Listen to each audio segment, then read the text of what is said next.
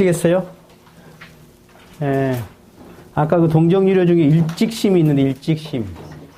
이 직자는 이 고들직자거든요? 그냥 내가 성품에서 마음이 발현되어 가지고 이 마음이 그냥 다른 사심이거나 끌리는 마음이 없이 쭉 가는 걸 일직심이라고 합니다. 힘이 있는 도인들은 죽어서도 그대로 이 영가가 일직심으로 갑니다. 그리고 3세가 일직심으로 사는 도인도 있습니다. 범부 중생들은 그냥 그렇죠. 자, 이제 영육상전으로 넘어가겠습니다. 그거 읽어보시죠. 영육상전 대2. 과거의 불교 제도가 승려는 영혼만 이주하고 인도와 직업을 버리고 미래만 중요시하고 세속인은 자신만 이주하여 인도와 직업을 가지고 현재만 중요시하여 양자가 다 결함되었기 때문에 영육상전으로 출가 재가 구분 없이 무난한 생활을 하자는 것. 예, 영육상전이 이렇게 제시한 것은 이제 영에만 치우친 분들 또 육에만 치우친 분들이 있더라 그 말입니다. 그런데 본래 영과 육이 하나의 형제에서 출발하거든요. 근데 한쪽으로 치우쳐졌다 그 말입니다. 치우쳐졌다. 그래서 이 불가의 옛날에 스님들 같은 경우는 그냥 직업도 안 하고 가족이 오면 모른 채 하고 옛날 어떤 스님은 어머니가 그냥 몇 년을 찾고 찾아도 그 어머니가 눈이 멀어가지고 그 자식을 찾으려고 그 스님들 발을 이렇게 씻어주는 걸 해요. 그 스님이. 왜냐하면 자기 아들, 스님으로 출가한 자기 아들 발을 만지면 알거든. 근데 이 스님은 자기 엄마를 만났는데요. 모른 채 해요. 발을 딱 딴 발 내밀어 보고. 그래갖고 자기는 그냥 열심히 수행자라고 강조하는 그 내용이 있거든요. 그것이 과거에는 겁나게 그 임재선사나 동산선사나 막 이런 분들 대단히 도인으로 쳤지만 현재는 그것이 원만한 도인은 아니다라고 이야기하고 있는 것입니다. 예. 그리고 또 일반 세속에 사는 사람은 그냥 현재 먹고 사는 거, 직업생활 요것만 중요시하고 또 영생길을 준비한다거나 천도길을 준비한다든가 내생길을 준비하지는 않더라. 예. 그래서 양쪽이 한쪽이 결함이 되기 때문에 이것을 대종사님이 새 시대에는 앞으로 이 후천 개벽 시대는 이런 것이 다 터져버린 시대가 된다. 그러니 앞으로 시대는 이거 하나로 어우러지는 그런 법을 내놔야 한다. 하고 대종사님이 이제 내놓은 것이라 할 수가 있겠습니다. 그래서 종교인도 이 사회에 도움을 줘야 하고 이 사회 사람도 사회생활만 하는 게 아니라 자기의 영혼 구제를 해서 영생길을 자기가 책임을 져야 한다.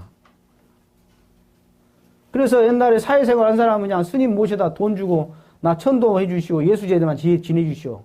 생전 예수제도만 지내주시오. 이렇게 했단 말이에요. 이제는 그게 아니라 따라서 하세요. 자기가 자기 천도. 한 번 더. 자기가 자기 천도. 네. 자기가 자기 천도해야 한다. 제일 좋은 방법이요. 물론 돌아가셔서 타력이 필요하지요. 천도제도 필요하고 후손들의 공양도 필요하고 뭐 희사도 필요하고 대중한테 복을 짓는 것도 필요해요.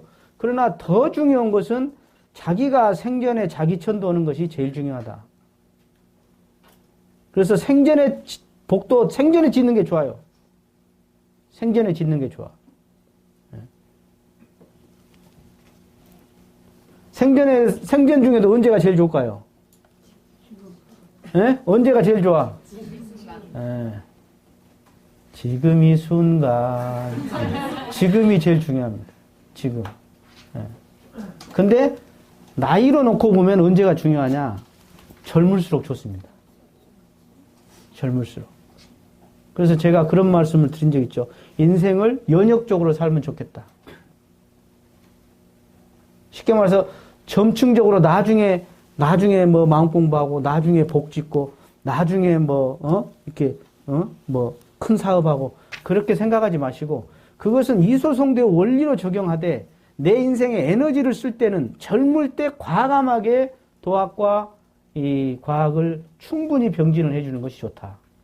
이왕이면 견성을 50살에 한 게 좋겠어? 20살에 하는 게 좋겠어? 20살. 그래요? 잘하네? 근데 왜 안 해? 에?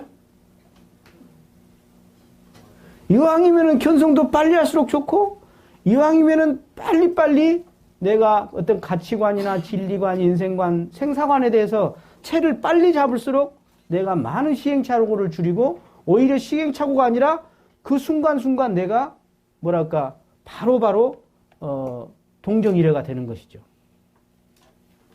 바로바로 동정이래가 돼. 그래서 제일 좋은 것은 소시에 대각하는 거예요. 소시에 대각하고 중년에 제도 사업하고 말년에 해탈천도 영생길을 준비하는 것이 가장 좋은 인생이라고 그랬어요. 근데 소시에 놀고 중년에 돈 벌고 말년에 아프다고 치료하고 그러다가 황급히 가. 깝깝할 일이야 이게. 이 핑계 저 핑계는 그냥 내가 소설책 한 권을 써도 남아. 나 핑계를 들은 거 아직까지 교무대학교 내가 제일 많이 들은 것 중에 하나가 핑계예요. 핑계. 에? 아따 핑계들이 어쩌고 많은가? 그 동정이려는 그런 핑계가 없이 그냥 쭉 가는 거예요. 일직심으로 쭉 가는 것이요. 그 핑계 다 핑계예요.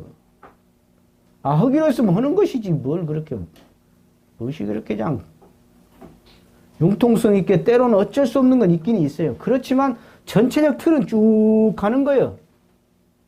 그것이 동정이려고 영육상전이거든. 그래서 영육은 거기 이제 제가 분류해 놨죠. 정신과 육신이다.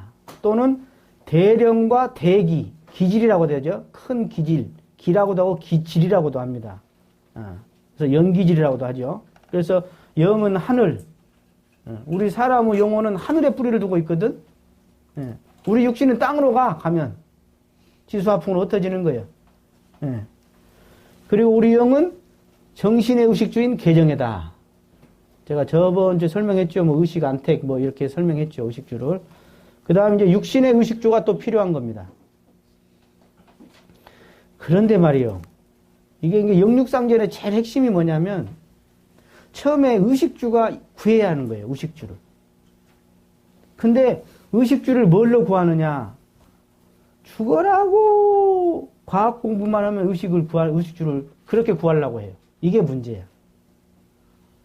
그게 아니라 대종사님은 의식주를 뭘로 구해라 하냐? 진리와 사막으로 구해라 이렇게 했어요. 진리와 사막으로 구해라. 의식주를. 그러니까 직장 생활을 할 때 진리와 사막을 들이대서 거기서 내가 돈을 벌어라 그 소리예요. 쉽게 말해서.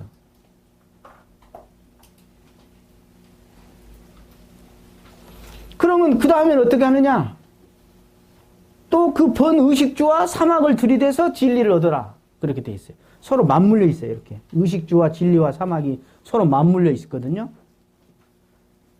그러니까 과거에는 이 영에 대해서 관심을 가진 사람은 직장을 별로 관심을 안 가져. 일하는 것을 멀리하고 그랬어요. 그게 아니라 이제는 의식주가 없으면 바로 진리를 얻는 것도 어렵더라 그 말이에요. 어렵죠 사실은. 제가 교화를 하려고 하는데 돈이 없어. 교화를 할 수가 있나? 더 잘할 수 있는데. 이걸 꼭 사야겠는데 못 사. 돈이 없은 게. 그러니까 교화가 안 되죠. 똑같아 이게. 그것이 복과 해거든요. 그것이 도학과 과학이더라 그 말이에요. 그리고 수도와 생활이에요 그게. 그러니까 앞으로 대종사님 그렇게 표현해서 앞으로 산 종교라고 표현했는데 새 시대의 산 종교의 모습은 딱 두 가지다. 그건 수도와 생활이 둘이 아닌 종교다. 딱 한마디로 말씀하셨어요. 미래의 종교는 살아있는 살아야 한다. 그것은 수도와 생활, 즉 직업과 우리 공부가 둘이 아니어야 한다. 그것이 앞으로 살아남을 종교다. 분명히 말씀하셨어. 분명히. 그래서 유용과 무용이 아우르고. 그리고 제가 그 옛날 그 경에 나온 걸 제가 소개해 드렸어요. 이거 말로만 많이 들었을 거예요, 여러분들이. 네. 수해, 지혜만 닦고 불수복, 복을 짓지 않으면 꼭 뭐가 같냐. 아라하느 바루가 늘 비어있구나 그랬어요. 아라하느 과를 얻은 사람이 복이 없어, 복이 없어. 복이 없어. 그러니까 이 생에도 보면 지혜는 있는데 복이 없는 사람들이 있거든. 또 어떤 사람은 보면 수복 불수해요. 복만 짓고 불수해요. 지혜를 안 닦고 일만 하고 수양은 안 해. 법회는 잘 안 와.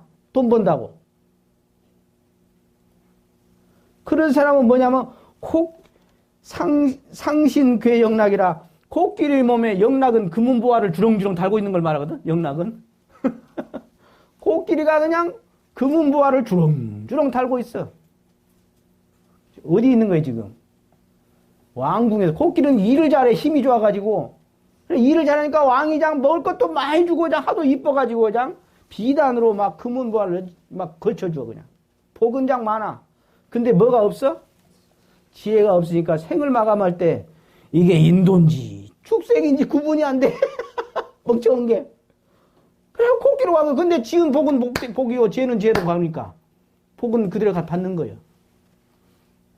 그래서 복장과 지장이 있는데요. 복장과 지장이 반드시 겸해야 하는 거예요. 원래는 지혜가 있으면 복을 끌어들이고 복이 있으면 지혜를 불러버리는 거예요. 그렇지만 이것을 왜 이 말씀을 드리냐? 바로 쌍전을 하는 겁니다. 쌍전. 많은 사람들이 한쪽에 치우쳐 있더라. 복만 지으려고 공부는 안 해. 본공 일은 열심히 하는데 공방 안 와. 공방 오는데 본공 일하자고 바자하자고 막 사라져버려. 예. 그러면 이 사람은 복이 없이 어떻게 진정한 지혜가 열릴 것이며 진정한 지혜가 없이 어떻게 진짜 무량복을 지을 수 있겠습니까? 이게. 때로는 복이 있어야 그 지혜가 끌어당긴다니까? 지혜가 있으면 복을 안 지을 수가 없어, 이게 또. 내가 무한 줄 알아보세요. 이 세상을 위해서 살지 않을 수가 없는 거예요. 복 받는다니까 복 짓는 게 아니야. 아니 할 수가 없어. 필연으로 도달해버려, 이게. 무아를 알면 본공을 아니 할 수가 없는 거예요. 이게. 세상이 다 난데? 그래서 과거의 종교가 치우친 점은 영에 치우친 것이다. 그러니까 어때? 가난하더라고 말이야. 가난하기만 하더라. 그래서 동양 종교가 되게 가난하잖아요. 기독교인들이 막 쳐버리는 내용이 그거거든요. 동양 종교 너 가난하지 않냐? 왜? 이 육에 대해서 응? 별로 관심을 안 가졌어. 옛날에 학자들도 그냥 벼가 그냥 응? 비가 와서 떠나려가도 하늘천 따지만 오고 있으니 깝깝할 일이지 그게. 대종사님은 공부를 왜 해? 뭐 하기 위해서? 뭐 하기 위해서? 일 잘하기 위해서. 공부를 왜 하냐? 일 잘하기 위해서. 대단한 거예요. 원불교 성가 중에 태어난 아기가 너무너무 귀엽잖아요. 그 아이한테 성가가 부르는 노래가 있어요. 일하러 나온 아이. 그 성가 있어요. 몇 장인가 나 잘 모르겠어. 나 처음에 원불교 들어왔고 뭐 이런 놈의 노래가 다 있어. 귀여운 아이한테. 일하러 나온 아이래요. 그 아이가. 근데 가만히 생각해보니까 원불교가 지향하는 게 이런 거구나. 그냥 깨끗하고 맑고 그냥 조용히 그냥 가만히 있는 도인. 응?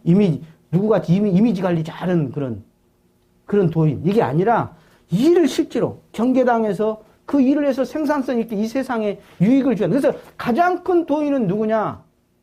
이 세상에 가장 큰 이익을 준 사람이다 이겁니다. 가장 큰 도인은 이 세상에 가장 큰 이익을 준 사람이다.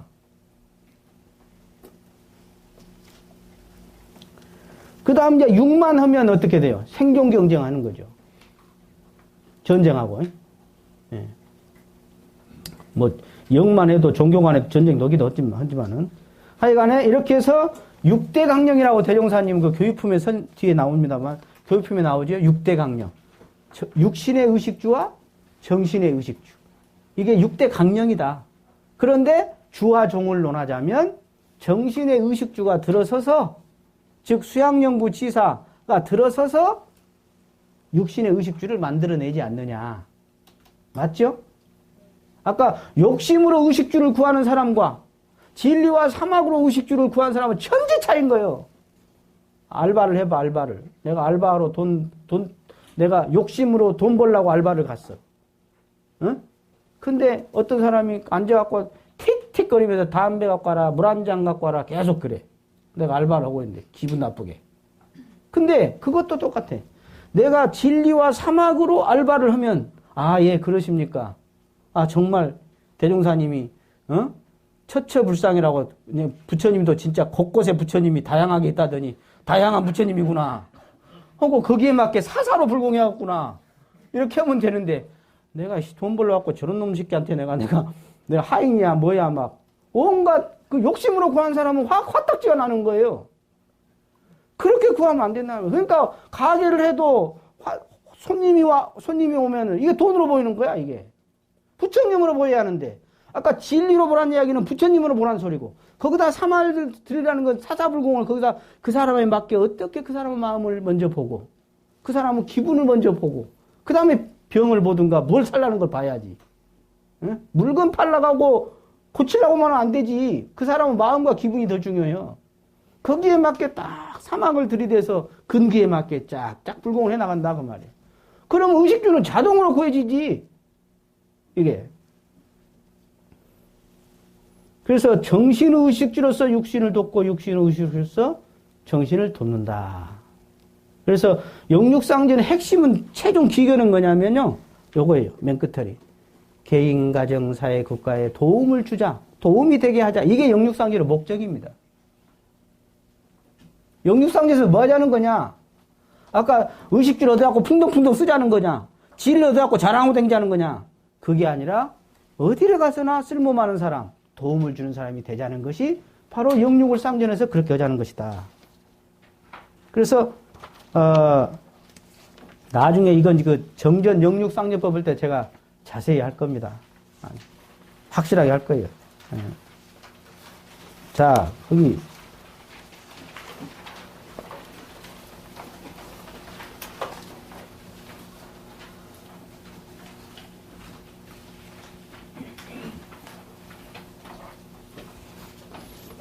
그 뒷페이지 보셨죠?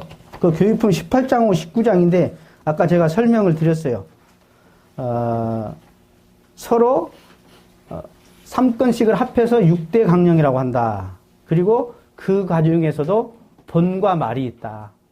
본과. 영이 바로 본이고 육이 바로 말이다. 그런 이야기입니다.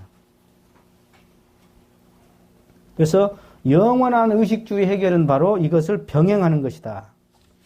자, 뒷장 더 넘기시고 19페이지. 제가 원불교에서 특이한 기억에 남는 말이 이거였어요. 처음에 들어와서. 과거 도가에는 그 셋째 줄이에요. 39장. 과거 도가에는 재물을 돈하면 도인이 아니라겠다. 그죠? 뭐 황금을 볼 때 뭐 채용장군 같이 뭐 돌을 보듯이 해라. 원불교는 그러면 안 돼요. 쫓겨나요, 그러면. 황금은 황금이야. 마음을 뺏기면 안 하면 돼. 그 황금을 잘 써야지. 불사에다가 써야지. 그걸 돌 보듯이 하면 안 되는 거예요. 돌 보듯이 하되 그 황금을 잘 써야 하는 거예요. 모른 척 하면 안 돼야. 그래서 원불교에서는 반드시 이 수입 지출을 대조하게 한다. 이번에 제가 종교인 모임할 때 이제 그 사업성적 이야기가 나왔어요. 그래서 타종교 이제 뭐 천주교나 불교나 뭐 여러 가지 종교 같이 하겠는데 저희 원불교는 이렇게 합니다. 말했더니 놀란 거예요. 타종교인들이. 그러면서 그 LG 인환 원장이 제가 원불교를 그래서 좋아합니다. 그래요. 옆에 있다가. 투명하다고. 응? 희사하면 쫙쫙 그게 다 기록돼서 올라가서 연말 오시기도 되고. 근데 불교는요. 그거 주라 그러면 왜 상을 내십니까? 그 연말 그 세금 정산해주라면 왜 상을 무상부시를 하셔야지. 뭐. 응? 이런 사람도 있어. 하는 사람은 무상으로 하되 그걸 해주는 사람은 철저하게 유념으로 하는 것이 대종사님의 그런 정신에 맞는 거 아니냐. 그래서 영육은 다른 말로 하면 이사예요. 이사. 일과 이치예요. 이치와 일이에요. 그래서 우리가 영육상전 중에서도 정신, 육신, 삼방면으로 실력을 두루 갖춰야 한다. 해상편 50편이 여기. 그 다음 세 번째 그 박스에 보면 옛날에는 유물로서 물질의 한쪽에 치우쳤고 또 한편으로는 유심으로서 마음에 치우쳤고 이것을 이제 대종사님은 동서양 영육을 고루 골라맞게 새 시대 새 법으로 내놓으셨다. 그 말입니다. 그래서 대종사님 당대의 제자인 제가 훈타원 양도신 그 선지님 방에 제가 자주 갔거든요. 학교 다닐 때. 그래서 제가 그때 특이하게 들었던 게 뭐였냐면 훈타원님이 저한테 그래요. 대종사님 당대에 어떤 사람이 공부를 잘한 사람이냐? 일 잘한 사람이었대요. 지금 원불교는 가만히 보면 아까 뭐 강의를 잘하고 뭐 책 글을 잘 쓰면 근데 공부 잘한 사람 같이 이렇게 하잖아요. 그러지 않으셨어요. 대종사님 당대에는 일 잘한 사람이 제일 공부를 잘한 사람으로 문화가 풍토가 그랬다는 거예요. 그래서 만약에 작업 시간에 공동 추력 시간에 안 나오고 뭐 벽장에서 선하고 막 그런 사람이 있었거든요. 대종사님은 작사를 했어요. 그런 사람은. 너 우리 회상 말아먹을 놈이라고 그러면서 그렇게 막 혼을 내셨던. 사막을 편중하는 사람이나 또는 아까 일할 때 일 안 하고 뭐 수양한다고 책 본다고 하는 사람은 아주 혼을 많이 냈어요. 아주 혼을 많이 냈어요. 대종사님은. 대종사님은 여기서도 영육상전을 이렇게 딱 골라맞게 해가지고 그야말로 시대의 생활에 필요한 그런 종교를 내놓으신 것입니다. 그래서 과거 이제 묵은 세상에는 그렇게 우리 출가자는 그냥 영만 하고 직업은 좀 몰라도 된다.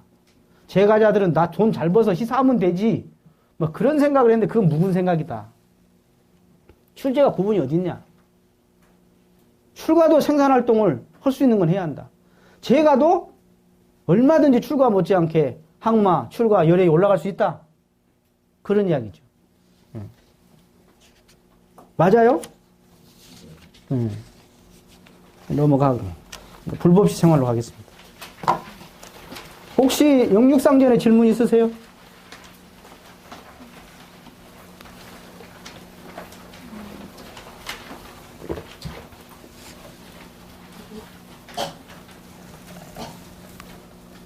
자, 원불교를 한마디로 말해라. 그러면 생활종교 이렇게 말하면 됩니다. 이해가 됐어요? 원불교를 한마디로 말해라. 생활종교입니다. 왠지 깊이가 없어 보이지 않으세요? 그런데 어떤 생활이냐? 그 생활이 바로 불법시 생활이라는 겁니다. 불법시 생활을 한국말로 잘 풀면 불법으로 생활한다 그 소리입니다.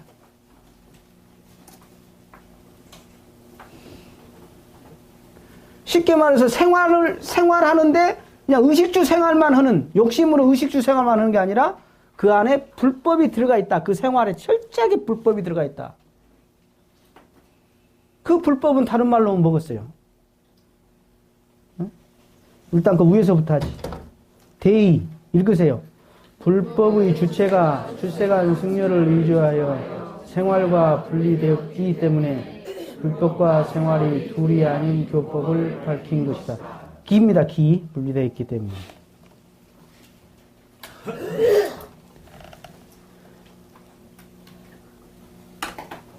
이 생활을 너무 잘하면 도인 같지 않지 않으세요? 네?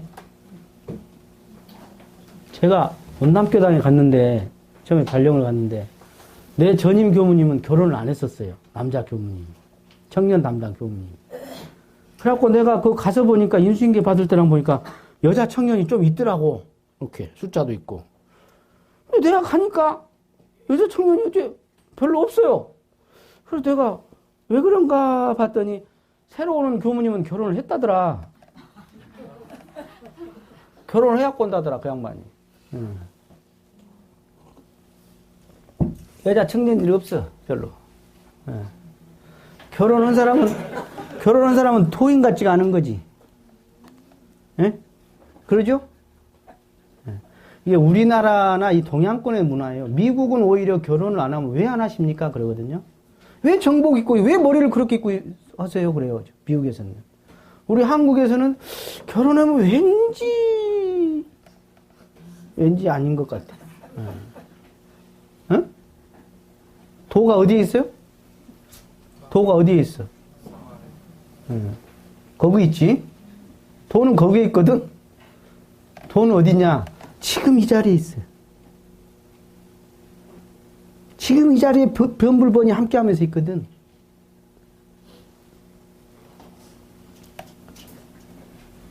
그래서 불법시 생활시법은 불법을 생활화 시대화 대중화, 시대화 생활화 대중하여 불운 속에서 영생을 잘자도록 하는 법이다.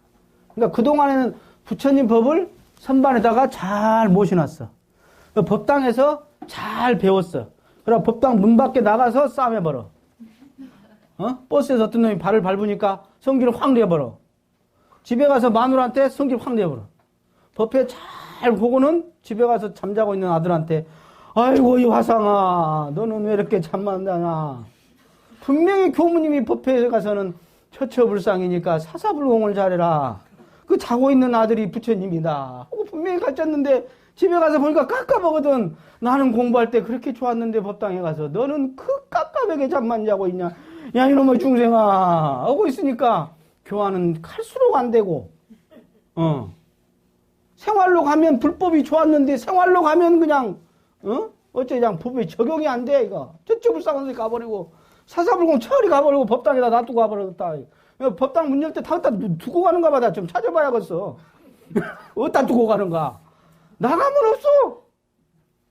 다 법당에서는 부처님인데 나가면 없어 그냥.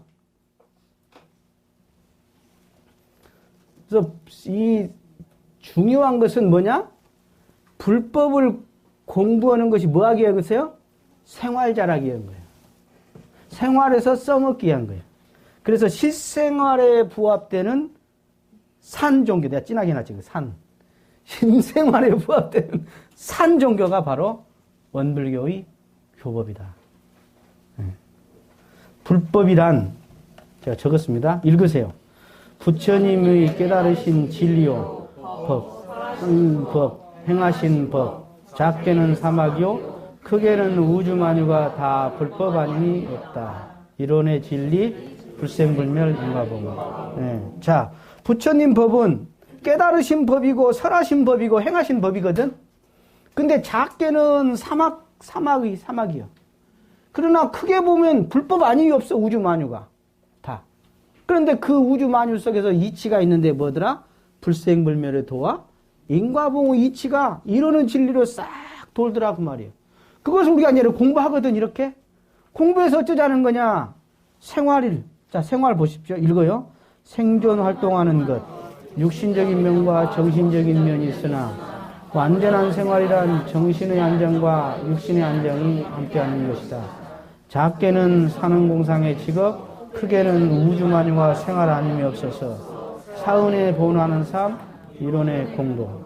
네, 자, 그 이론의 진리를 배워서 뭐 하자는 거냐? 공덕 있게 나누어 쓰자는 것이다. 쓰자는 것이다. 그래서 직업에서도 쓸 뿐만이 아니라, 그래서 결국 우리는 이 사은의 은혜 속에 살기 때문에 가장 그 불법시 생활이라는 것은 사은에 보온하는 삶이다. 근데 내 가까이에서부터 내 가족, 내 친척, 내 교당, 내 직장, 내 주변 만나는 대상부터 그 생활에 불법이 적용돼야 한다 그 말입니다. 불법이 적용되면 어떻게 되느냐? 하다못해 아까 참 돈을 쓰더라도 또는 뭔 물건을 사더라도 이게 다 적용이 돼야 하거든. 그렇죠? 밑에 내려가겠습니다. 불법시 생활, 생활시 불법. 불법으로 생활을 빛내고 생활 속에서 불법을 닦는다. 일심 보은, 보은 일심. 자, 불법시 생활. 일심을 여의지 않고 보온한다는 것입니다. 즉 불법은 일심이요 생활은 보온인 것입니다.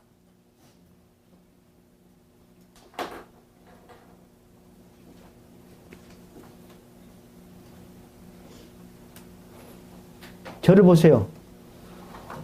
보통 생활 그러면 뭔 생각하냐? 재밌는 행복 생활 이렇게 생각해요. 근데 그 재밌는 행복 생활이 뭐냐? 아까 게임 어기고 텔레비 보고 놀러 가고 이게 재밌는 행복 생활이라고 생각해요. 그게 아니라 보는 것이 가장 행복이다. 이렇게 생각하셔야 해요. 보호의 생활이 제일 낙생활이에요. 그러니까 그 보호를 어떻게 해? 일심으로 하는 거지. 그러니까 마지못해서 돈을 벌라니까 허락하니까 책임이 있으니까 하는 게 아니라 일심을 들이대서 보호를 하면 그 자체가 무시선이 되거든. 그 자체가 불공이 돼야.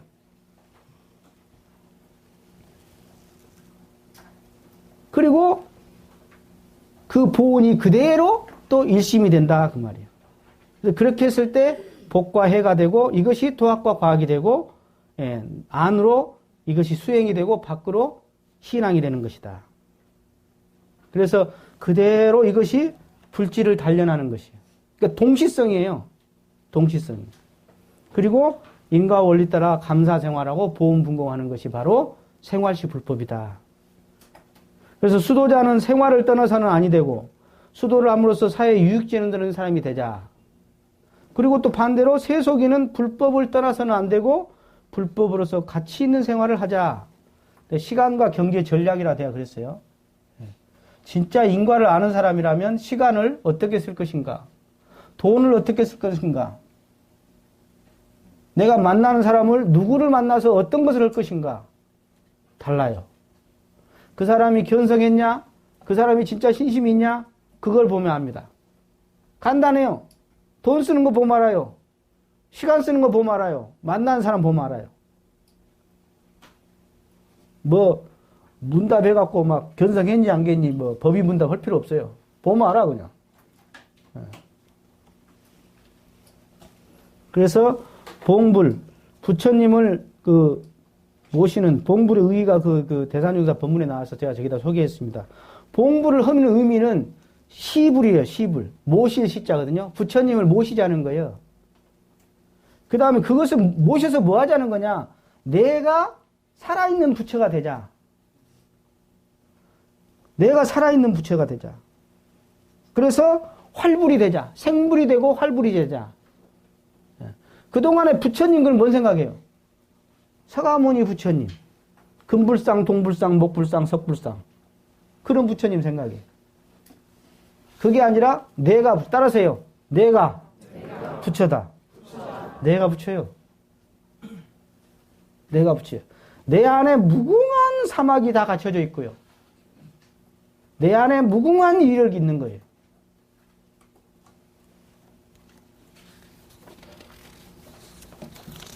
자, 넘어가시고.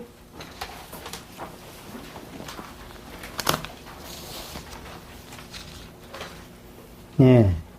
후천 시대는 해원상생, 영육상정, 이사병행, 동정이정, 원형이정. 원형이정은 이게 순처적으로 이렇게 하는 걸 말해요. 과학조학이 병진되는 도수고, 물질과 정신이 개벽되는 도수고, 양심과 도덕이 살아나는 도수고, 전체 부로의 도수이자 진급부. 시대가 이제 이렇게 됐다. 후천 개벽 시대는 이렇게 됐다. 그러니까 거기에 맞아야 해요. 여러분들 신문을 좀 보시면 요새 뭘 보셔야 하는지 아세요? 이번에 저기 샌프란시스코에서 나왔는데 전체 그 산업 관련으로 나왔는데 50% 이상이 AI였어요. 관련이요. 산업 종목이. 그 중에 3분의 1이 중국 제품, 중국 회사에서 거기다 낸 거예요. 물건을. 그러니까 저는 이런 생각해요. 교무지만 과학자들의 AI 관련 관심이 있겠다. 아니에요. 저도 AI 관심을 가져야 해요. 왜? AI를 하는 사람을 내가 교화해야 하잖아. 또 AI를 위해서 앞으로 미래 세대는 어떤 시대가 되는가를 맞게 내가 교단의 어떤 정책적인 거나 제도라든가 시스템 여러 가지에서도 나도 때로는 거기에 맞는 것을 미리 내가 준비를 해야 하잖아요. 시대가 완전히 바뀐 거예요. 예? 아니, 나는 지금 우리 교도님들이 사준 내가 아이오닉 차 타고 다니면서 제가 많이 놀랐어요. 사람들이 그러더라고. 하이브리드 언제 언제 어디서 충전하냐고 그래. 충전 안 하거든요. 지가 가면서 막 충전되고 브레이크 잡아도 충전되고 막 지가 알아서 충전돼야. 기가 막힌 원리가 있더라고. 근데 그 차가 벌써 미국에서 운전자 없이 벌써 운전하는 차를 내놨어요. 현대에서. 그러면 여러분들이 택시기사 계속 하면 쓰겠어, 안 하겠어? 예? 택시기사 앞으로 필요 있겠어요, 안 있겠어요? 거기에 빨리빨리 밖에 준비를 해야겠죠? 예. 우리 교화도 마찬가지다. 그래서 선천기운만 붙들고 헤어나지 못하면 그 사람은 재앙과 간급이 뒤따를 것이다. 종교도 마찬가지예요. 앞으로는 이제는 영육상련하지 않으면 수도와 생활이 둘이 아닌 종교를 하면 앞으로 환영받지 못해. 인지가 올라가고 사람들이. 예. 그리고 거기 보면 이제 표, 그동안의 표를 결론지어서 회복으로 제가 풀어놓은 거예요. 회복으로. 자, 해가 복을 떠날 수가 없다 이 말입니다. 그리고 복은 또 해를 떠날 수가 없는 것입니다. 서로 양면인 것입니다. 표리 관계같이. 그래서 큰 복을 짓지 않으면 대각을 못하고 대각을 못하면 대복을 못 짓습니다. 그래서 이것을 제가 복문과 해문으로 우리 교리를 나눠놨어요. 정각정행이 바로 요겁니다. 지혜와 복이고 지은 보은이 바로 이겁니다. 이 모든 구조가 이렇게 돼 있어요. 그리고 불법 활용과 무아봉공이 그렇습니다. 그리고 이건 이제 옛날에 불교 정전에 나온 옛날 불교 정전에 두 가지가 있었어요. 원동태어 무무여 불일증이 법융산전. 그러니까 넘어가요. 이거 설명하려면 시간 걸리니까. 일상산매, 일행산매. 아까 제가 설명했죠. 네. 그 다음 불법생활, 생활술법. 그 다음 정과 동. 그리고 영과 육. 그리고 무시선, 무체선과 처처업상, 사사불공. 공부에도 인생에도 의술과 약재. 자, 인생을 살면서 사람들이 너는 무슨 목표로 네 인생을 사냐? 그럼 뭐라고 말해요? 행복하려고 그래요. 그 행복이 뭐냐? 바로 여기 복이에요. 그 행복이 복이에요. 근데 그러면 그 복은 어디서 오냐 했더니 지혜가 있어야 오더라. 그겁니다. 그러니까 우리가 이렇게 공부하는 것은 다른 말로 하면 뭐예요? 지혜를 얻기 위해서지만 더 들어가면 행복하기 위해서인 겁니다.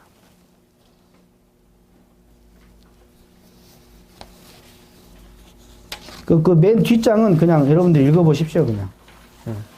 읽어보시고, 과거시대의 종교는 이렇게, 부분신앙, 또는 미신신앙, 장엄신앙, 이렇거든요. 그럼 앞으로 신앙은 이제 그런 시대가 아니라는 겁니다. 전체 신앙이에요. 전체 신앙이에요. 그리고 원만한 신앙이에요. 그래서 영과 육도, 동과 정도, 이와 사도, 이제는 전부 일여, 쌍전, 병진, 병행을 해야 하는 그런 시대가 됐다. 원래 그러는 것인데, 그동안에 인지가 어두워서 성자들이 근기에 맞게 이렇게 한쪽을 강조하신 면이 있었다. 이제는 시대가 바뀌어가지고 그런 시대 아니다. 이제는 그냥 누구나 이 쌍전으로 병진으로 병행으로 해서 해야지 이제는 환영받고 또 그렇게 해야 이 세상을 보다 유익하게 만들 수 있는 것이다. 그래서 대종사님 그 시대에 따른 법문을 그렇게 다 내놓은 것이다. 여기까지 하고 질문 있으면 하십시오.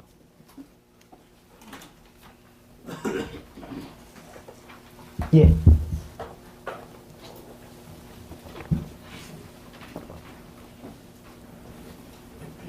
네, 용인 국정계당에서 서영호라고 합니다. 방금 예를 들어 주셨는데, 원불교가 시대의 흐름에 맞춰서 따라가야 될 필요성에 대해서 이제 좀 강조를 해주셨는데요. 그 예로서 이제 AI에 관해서 말씀하시는데, 제가 다르게 해석하거나 잘못 들었는지 모르겠지만, 자칫하면은 원불교는 어떤 시대를 이끌고 가는 느낌이 아니라, 시대의 흐름에 맞춰서 변화해야 되는 걸 좀 더 강조하시는 것 같아서, 그러니까 시대가 잘못된 방향으로 갈 수도 있잖아요, 사람들이. 그거에 대해서는 또 어떻게 입장을 가지고 계시는지 듣고 싶습니다.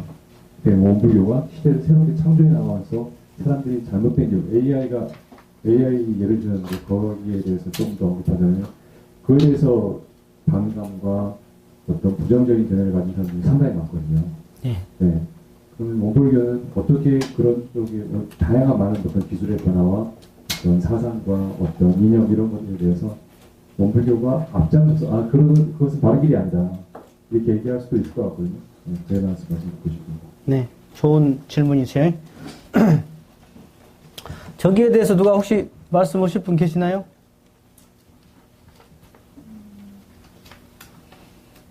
네. 아까 개교 동기에 보면 우리가 뭐라고 돼 있냐면 물질을 멀리 할 게 아니라 물질을 선용하자 그랬거든요. 선용하자. 그러니까 과학을 무조건 터부시해도 안 되고 맹신해도 안 되는 거죠. 문제는 그 과학을 어떻게 우리가 선용할 건지 이것을 해야죠. 그리고 더 나아가서는 과학자들의 지도자가 누구죠? 저는 그런 생각하거든요. 과학자들의 지도자가 누구인가? 그러니까 과학자 자신이 우리 아까 영육상전이라든가 우리 개교 동기를 활용하는 수도 있고요. 때로는 그 과학자를 이 법을 잘 아는 스승이 그 과학자에게 어떤 미래에 대해서 어떤 그 우리 교법의 원리에 맞게 어떻게 보면 안내를 하는 것이죠. 예를 들어서 과거에 같으면은 그 자연을 그냥 막 이용만 잘하면 과학적으로 이용을 잘하면 그게 그냥 하나의 그냥 가장 앞서가는 일이라고만 생각했지만 우리 사은의 원리로 보면 천지은이나 동포은에 보면 그것이 아니거든요. 쉽게 말해서 그 땅을 활용한다든가 금수초목을 활용할 때 그냥 이용의 대상물로만 바라보지 않고 아까 처처불상으로 바라본다. 이게 다른 문제잖아요. 그래서 양면성을 같이 가지고 있는 거예요, 저희들이. 그러니까 활용하는 측면도 있고 문제가 있을 때는 교법적으로 충분히 해결할 수 있는 것이 이 안에 다 내장되어 있는 겁니다. 네. 그리고 앞으로 미래 시대는 이랬어요. 지금은 종교 동심인데 정치와 종교가 같은 마음이지만 나중에는 종교가에서 정치 지도자도 뽑아간다고 그랬어요. 그러니까 지금은 종교 지도자가 정치 지도에 나가기 어려워요. 왜냐하면 깝깝한 사람이 많아. 독선적인 사람이 많고. 근데 아까 이렇게 교법을 공부한 사람이라면 얼마든지 충분한 정치 지도자가 될 수 있다. 원만한 사람으로서. 그런 것입니다.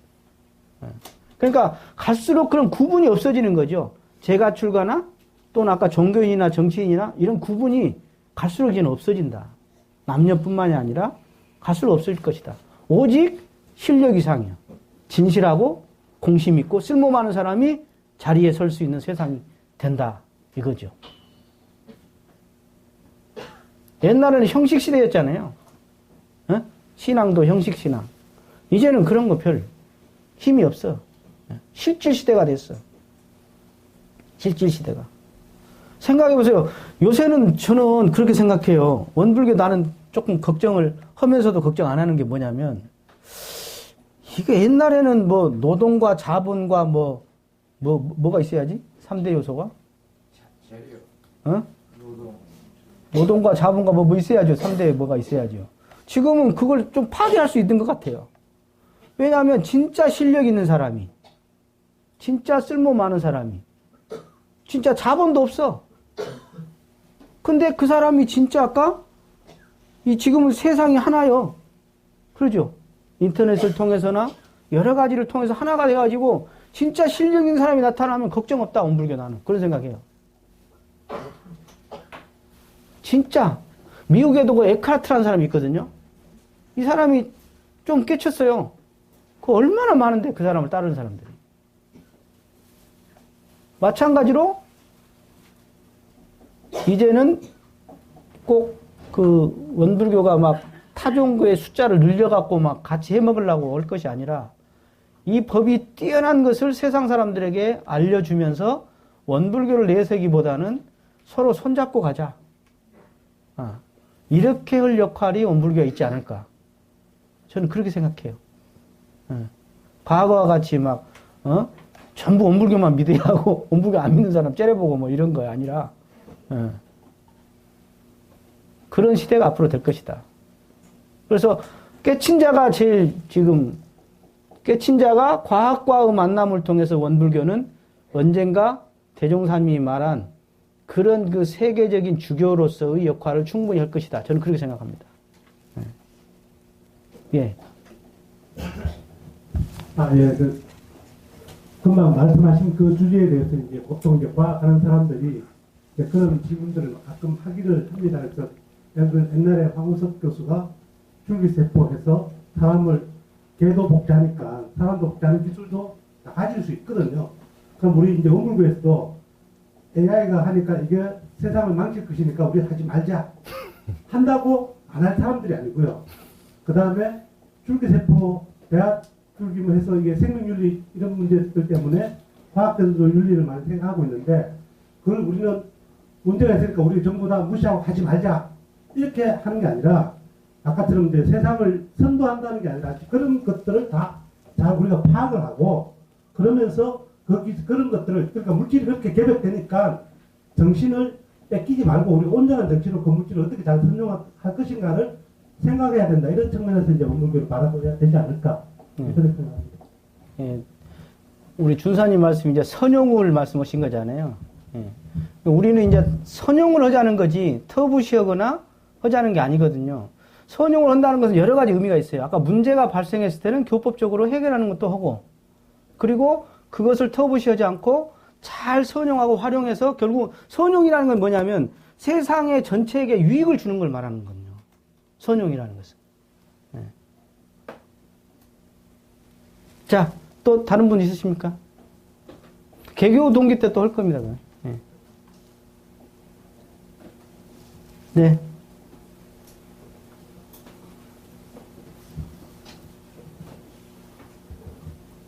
예, 맨 마지막에 태월견론에서 세문과 공문에서 제가 의술하고 약재가 잘 이해가 안 되는데요. 왜냐면 의술이 해나는 것이고 약재는 가만히 있는 걸 활용한다고 생각이 됐는데 어떻게 이 의술과 약재가 해문과 공문이 되는지 잘 이해가 안 됐는데. 아니, 내가 의술이 있어도 약이 있어야 하잖아요. 약은 있는데 의술이 없어. 그러면 안 되죠. 의술이 약을 만나야 하고 약이 의술을 만나야지 효과를 발휘하잖아요. 그러잖아요. 그 의술은 지혜를 말하는 거예요. 의술. 사막의 정신의 이렇게 지혜를 말하는 거고 약재는 일종의 모든 이 뭐랄까 세상의 만물들이 다 약재예요. 만나는 대상이나. 그래서 서로 두 개가 하나가 돼야 한다. 그런 측면에서 설명을 하고 있는 거예요. 또, 나중에 또 인생유도 공부도 할 때 할 거예요. 또, 오늘은 내가 예화를 좀 많이 안 들어서 그런가? 다음에는 이제 교리도 하겠습니다. 맞죠? 교리도 하겠습니다. 지금 아까 우리 월사님이 보니까 오늘 뭐 하는 걸 알으셔가지고 미리 예습을 뭘 적어갖고 막 하셨더라고요. 아마 그러신 분들은 제가 오늘 여기서 설명할 때 살짝 스치고 가는 말도 있어요. 그러면 팍팍 다가와요. 그런 것까지도 안 놓쳐요. 예습을 한 사람들은. 그리고 이 순간에도 훨씬 재밌어. 일심이 절로 돼야. 예. 그러니까 이왕이면은 가만히 닫고 있다가 와서 하는 것도 좋지만 안 온 것보다 낫은 게 이왕이면은 예습 좀 해갖고 와서 나 같으면 이것을 이렇게 생각하는데 또 요 문제는 내가 의심스러운 한번 듣고 또 안 되면 그 질문하고 그렇게 해서 상호작용으로 자력과 타력이 아울러서 한다면 정말 좋겠다. 이왕이면. 아시겠죠? 고맙습니다. 감사합니다.